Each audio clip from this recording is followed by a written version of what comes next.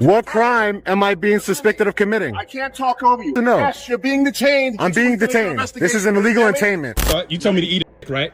He said he's not violating any of my rights. Yet he came to my house and he said, "Is that my baby mama or my girlfriend?" These were different moments when idiot cops got humiliated by special agents, starting with a case of a 14-year-old boy who was handcuffed by cops in front of yard.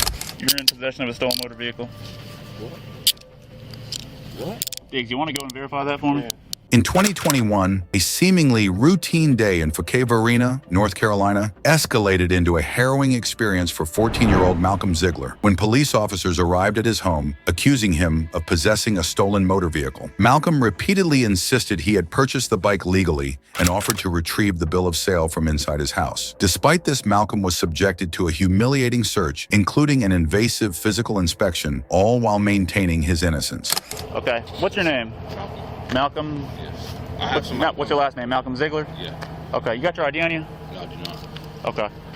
But that wasn't us riding. We haven't rode at all this week. Where do you stay? You stay here? Yeah. Okay. Okay. I haven't rode at all today. He literally just came by here. Who's that guy? Who's that guy running down the street? That's his friend. They stay somewhere up there. Okay. Do me a favor, man. Go ahead and put your hands behind your back for me, okay? That's what I did. You're in possession of a stolen motor vehicle. What? Can I get the bill of sale and show you that I bought it? Yeah. We'll get all that taken care of, man. But what I need to do is just hang tight for me right here, okay? Oh my gosh, what did I do? Just hang tight for me right here, okay? The situation grew tense as officers explained that the dirt bike had been reported stolen and registered in the National Crime Information Center, NCIC. However, the officers detained him, claiming possession of stolen property was still a crime, regardless of his lack of intent or knowledge about the bike's stolen status. As Malcolm's father scrambled to find the bill of sale, officers debated the next steps. They acknowledged Malcolm's age and the complexity of the situation, recognizing that his cooperation and lack of prior knowledge might weigh in his favor. So here's what's going on, okay? So that vehicle's been entered as stolen. What? Okay. Which one? The dirt bike right over there, the Suzuki. Uh-huh. So I know you've been trying to sell it on Facebook Marketplace. Yes, sir. Okay.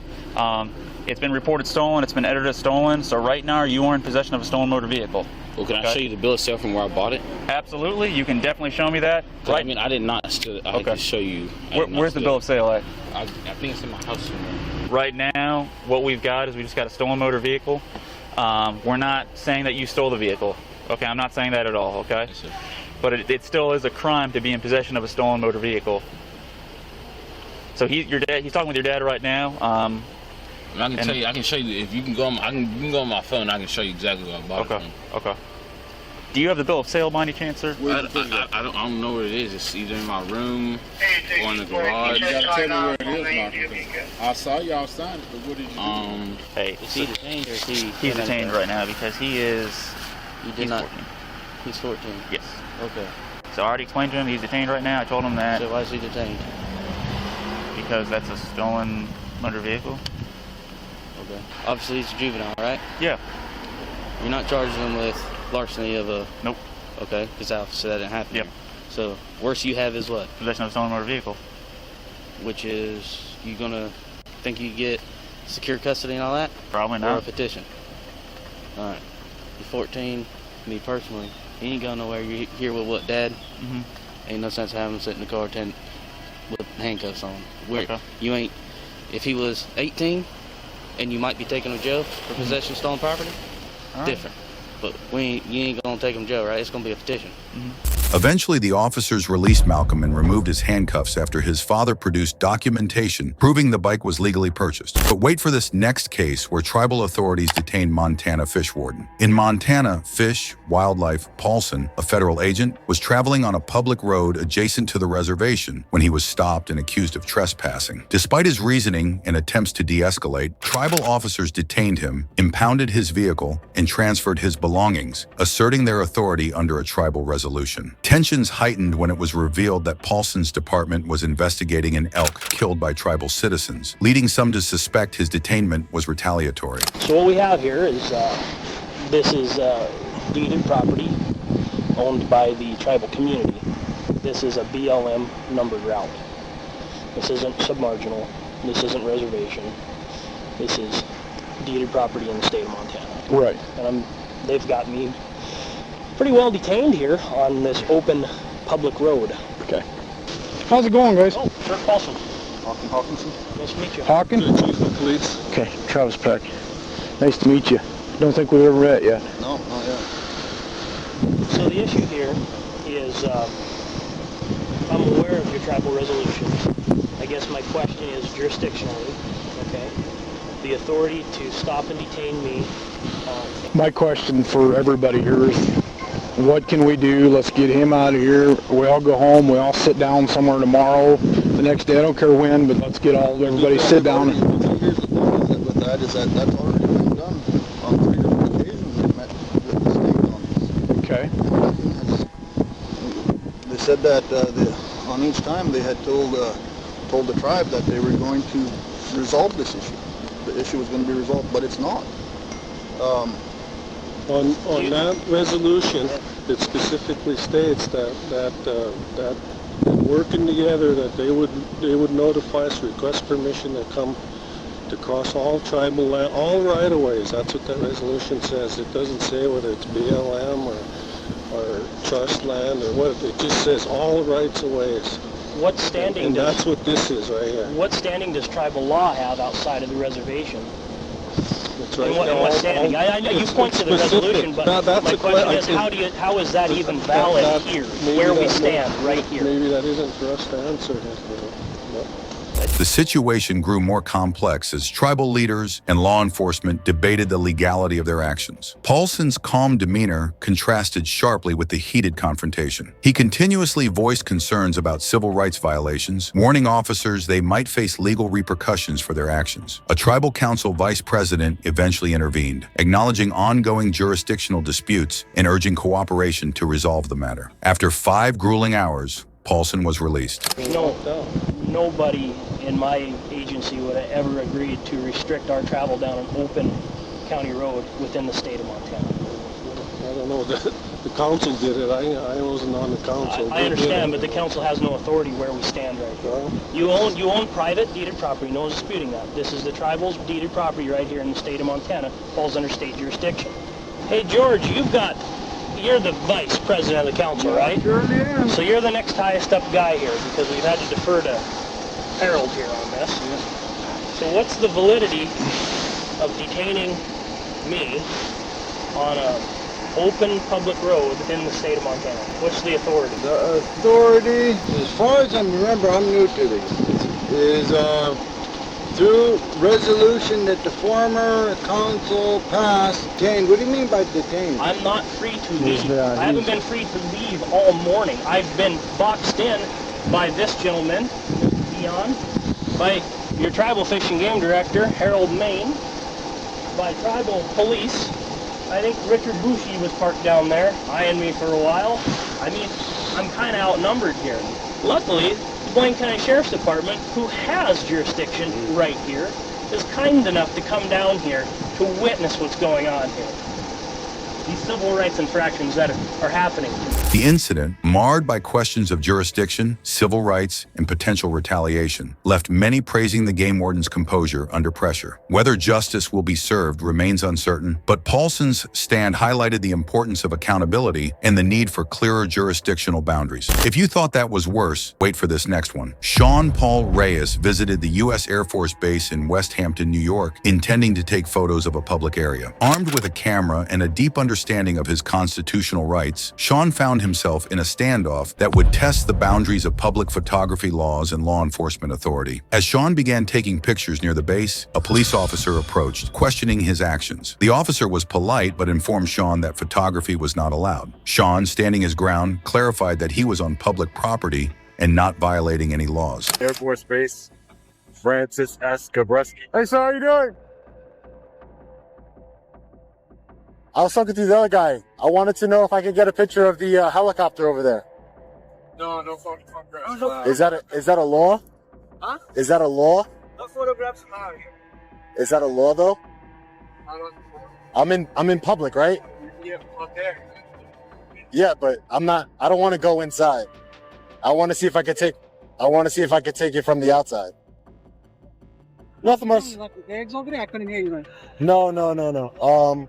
I was just over there saw the helicopter. Oh, and I wanted to take a picture of the helicopter, and I went up to the guard booth first to ask them if I could take a picture of it. Gotcha. They said no photos or videos Yeah, allowed. I see the signs, but yeah, I'm on public property. Yeah, no, you and know this if is you're trying to go in or not just because it's the it's the air guard base. But I understand that. But what I'm saying is I'm on public property, right? Yes, you are. So I was trying to be courteous by asking them because I don't want to get. I saw the signs, no photos. Fair enough.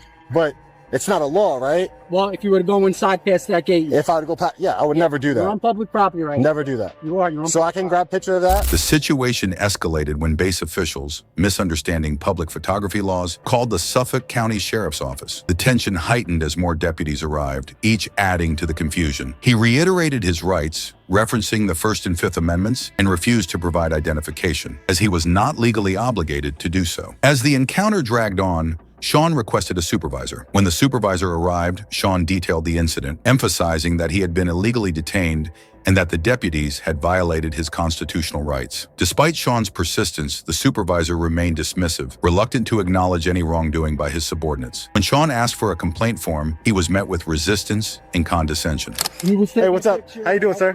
What's your name and badge number? What's your name and badge number, sir?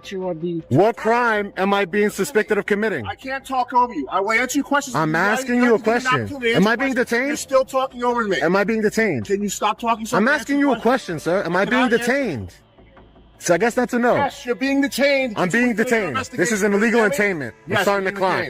Illegal detainment. I'm starting the clock. Just listen to me. Okay, I'm going to explain it to you. Ready? What are you doing here? I'm doing a First Amendment. These men right here, they swore an oath to the Constitution, to the First Amendment. I'm doing a First Amendment protected activity, and you swear that same oath. Hey, how you doing, sir? What's going on? Are you supervisor? I am, yes, sir. What's your name and badge number? Sergeant Tedesco, S104. How can I help you? I just wanted to talk to you because I was out here on a public easement. Yes, sir. Filming, doing a First Amendment protected activity. Okay. And this officer came up to me and he was very cordial with me, and he understood my rights and everything was okay. The only thing I didn't like is that he backed up the other guy who was, his name was Court. I don't know. He said, he spelled his name out to me. Okay. Okay. That they both said, he didn't say anything, but these two guys, they said I'm free to leave. I mean, I'm not free to leave. Okay. And I would like to make a complaint. Okay. Well, at that moment, right then and there, they were responding to a 911 call, all right? And so they were in the middle of an investigation, okay? But in order to detain somebody, so you have to have reasonable articulable suspicion that a crime has been committed, is being committed, or is going to be committed. However, they were in the middle of an investigation. That's what they were trying to figure out at that moment. They can't detain free citizens in their investigation. If you'd like to make a complaint, I'll take that complaint. Okay, so I gave you a phone number already. Yeah, no, I want the So you're more than welcome to call that number and follow up with them. Okay, they're the ones that handle the complaints for the sheriff's office. And one more time, your deputy's name was who? What was his name? Cordy. Deputy Cordy. Okay. Thank you so much. Is there anything else I can help you with? No, sir. All right, have a safe day. The supervisor eventually provided a phone number for internal affairs, but failed to take the matter seriously. The encounter ended with Sean still seeking accountability, his frustrations mirrored by many who have faced similar abuses of power. But hold on your seats because this next case is more shocking than the others. On May 10th, 2020, a tense encounter unfolded between Sergeant Syra Austin and two officers, Cody Marler and Tiffany Kanoma, from the Suisun City Police Department. However, the officers were unaware that they had arrived at the wrong address. As the officers approached, their lack of professionalism became apparent. Instead of introducing themselves and explaining the purpose of their visit, Officer Marler began questioning Sergeant Austin about his personal life, asking if a woman inside was his girlfriend or baby mama. Sergeant Austin requested the officers' badge numbers, emphasizing the lack of professionalism displayed. So you told me to eat a dick, right? Marler? I messed up. I apologize. Now that you on film, you messed up. No, so you haven't violated any of my rights. The first thing you said to me coming here was, is that my baby mama or my girlfriend? Sir, then he started raising his voice at me. From North Bay. Pause. I need your name and your badge number. Officer Conma, 107. Thank you. I need your name and your badge Officer number. Marler, 102. He said he's not violating any of my rights, yet he came to my house and he said, is that my baby mama or my girlfriend? That's the first thing he said to me. Then he's raised his voice at me. We want to make sure the kid is okay. He told me to eat it. Now he's back because I'm recording. Is your child okay? Did you or did you not tell me to eat it? Is your child okay? Did you or did you not tell me to eat it? Okay, did your child? He don't want to answer because that's what he said to me, Marler. And she's at my window. I told you not to go to my window. Officer Kanoma attempted to mitigate the misunderstanding, but Officer Marler persisted in his unprofessional conduct. The situation took a turn when Officer Marler, realizing the error, failed to offer a proper apology. However, Officer Marler's conduct overshadowed her efforts, emphasizing the importance of respectful communication in law enforcement. Sergeant Austin expressed his frustration with the officer's approach. How about you get the fuck off my property? I don't give a f. You are probably a piece of shit. If you served and you telling people to eat a dick, you probably was a piece of All right. You can get the fuck out of here. That's what you can do, Marler. You eat a dick. I apologize for that. Okay. I'm here to clarify. So we got a call. That is this address, correct? That is this address. Okay. So it may have been a miscommunication between North Bay and our dispatch. So we got a call that we needed to check on a woman, Giselle. Okay. A 3-year-old was brought into the hospital because she ingested nail polish remover. Okay. We don't know anything about any of that. And that is absolutely fine. You're supposed to be the professional. I'm supposed to be the civilian, right? You're supposed to be the professional. I don't have to be professional because I don't have on that uniform. But you do. If I had on my army uniform, military. I said 9, so let's get it right, not 10. I said 9. Years. Okay, right. But listen, you should be able to talk to us professionally. and that's what I told you. That's why I identified myself. But you started him. You were standing here. Him and y'all were talking to me like I was some kind of like kid or asshole. Like, so you don't know Giselle. So who's Giselle? Who's 14-year-old boy? You're knocking on my window. You wasn't. Listen, this escalated because you was knocking on my window. We're not here for you. We're here to check on a woman. But there was a woman there with a child. But I don't know the child's name. But obviously you could talk to me and get the information. Okay, and we were trying to. But No, you weren't. You were doing what you wanted to do. Okay. And he All said right. he f***ed up. He came back on the tape and he said, okay, dude, I messed up. Yeah. Okay. So Y'all want me to like quote what statute you guys are violating? I'm not one of those people, but I'm pretty sure I can go on Google and see if this is legal what you did. To check on somebody, and you have the right to Google us and make sure. So you have the right to be here and check on somebody, right? Yes. Did I have to come out my door? You did not. We need Exactly. on the Exactly. female. Okay. And I told you, I gave you an instruction not to bring on my window, but you did. Have a good night, sir. In short, Officer Marler was dismissed from the Suisun Police Department due to his negligence and unprofessional conduct. But wait for this next case where a state trooper confronts police officers. On May 31st, 2013, Officer Robert Dew of the Bergen County Sheriff's Department conducted a routine traffic stop in New Jersey. Tension escalated immediately as Trooper M. Witt demanded to see identification. Dew, outraged at having a gun pointed at him in front of the suspects, refused to back down. Trooper Witt justified his actions, citing recent cases of impersonators committing robberies in unmarked cars.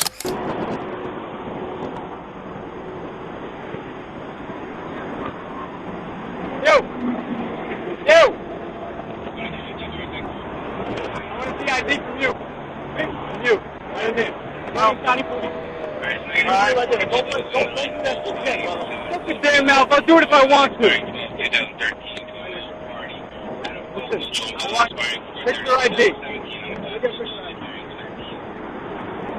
But I have a good fucking reason why you're whipping your weapon on me. I do. I do. You have what? Armed robbery. Police impersonator. I see what you got. Back up. I gotta back up. No, you're not gonna tell me to leave here. This is my spot right here. Don't move. Don't move. Don't move. Yeah, you'll get it. You'll get it.